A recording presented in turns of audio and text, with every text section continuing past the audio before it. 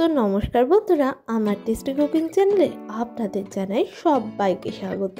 শুভ নববর্ষ দিয়ে এই রান্নাটা শুরু করলাম, কারণ এই রান্নাটা যেদিন হবে সেদিন নববর্ষ থাকবে, তাই সবাইকেই অগ্রিম নববর্ষের শুভেচ্ছা। তো আজকে আমি যেটা রান্নাটা নিয়ে এসেছি, এটা একটা হেলদি স্ন্যাক্স রেসিপি, যেটা অনেক বাচ্চাদেরও আপনারা দিতে পারেন, কিংবা যারা ডায়েট করে তারাও খেতে পারে। সেটা হলো স্পাইসি মাখনা মশালা। তো এর জন্য আমি এখানে হাফ কাপ মতো মাখনা নিয়ে নিয়েছি।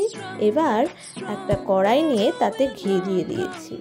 এই জায়গায় আপনি অলিভ অয়েল বা অন্য কোনো তেলও দিতে পারেন। ঘিটা গরম হলে পরে মাখনাটাকে ওটার মধ্যে নিয়ে নাড়াচাড়া করে নিচ্ছি, যাতে ঘিয়ের ফ্লেভারটা ওর মধ্যে ঢুকে যায়। দেখুন, কথা বলতে বলতে মাখনাটা কিন্তু ভালো করে নাড়িয়ে চাড়িয়ে ভাজা ভাজা করা হয়ে গেছে।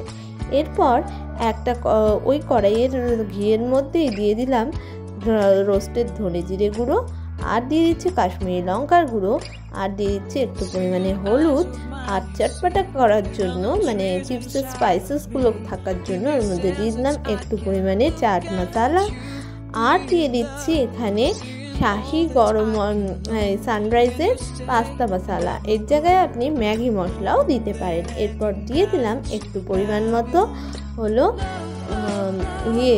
বিট লবণ, আর স্পাইসেসের জন্য দিয়ে দিলাম একটুখানি কালো মরিচ বা গোলমরিচের গুঁড়ো। এটা আপনি আপনার পরিমাণ অনুযায়ী দিয়ে নেবেন। আর এবার দিয়ে দিলাম একটু এমনি সাদা লবণ, আর দিয়ে দিলাম একটু পরিমাণে টেস্টের জন্য মিষ্টি। দিয়ে সমস্ত মশলাটাকে ভালো করে নাড়িয়ে চাড়িয়ে ঘিয়ের সাথে মিশিয়ে নিচ্ছি, যাতে এর কাঁচা গন্ধটা চলে যায় আর মশলাটা ভালো করে ফ্রাই হয়ে যায়।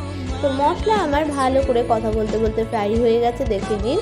এখানে চিনিটাও বেশ গলে গলে উঠেছে। এরপর এই যে মাখনাগুলো ভেজে রেখেছিলাম, এগুলো এর মধ্যে দিয়ে দিলাম। দিয়ে এবার হালকা হাতে এগুলোকে নাড়িয়ে চাড়িয়ে মিক্সড করে নিচ্ছি মশলার সাথে, যাতে মশলার ফ্লেভারটা এর মধ্যে ঢুকে যায়। মশলাটা আমার একটু হালকা হালকা পুড়ে পুড়ে গেছে, আমি এটাকে কমিয়ে দিয়েছি গ্যাসটাকে। এরপর দেখুন, এটাকে কিন্তু ভালো করে আমি ফ্রাই করে নিচ্ছি। এর মধ্যে হালকা একটুখানি জল দিয়েছি, কারণ মশলাটা একটু পুড়ে পুড়ে যাচ্ছিলো। তো তৈরি এবং ফ্রাই হয়ে গেছে ভালো করে মাখনাটা। তো তৈরি হয়ে গেছে মাখনা মশালা ফ্রাই। এরপর আমি টেস্ট করে দেখছি এটা ঠিক কেমন হয়েছে।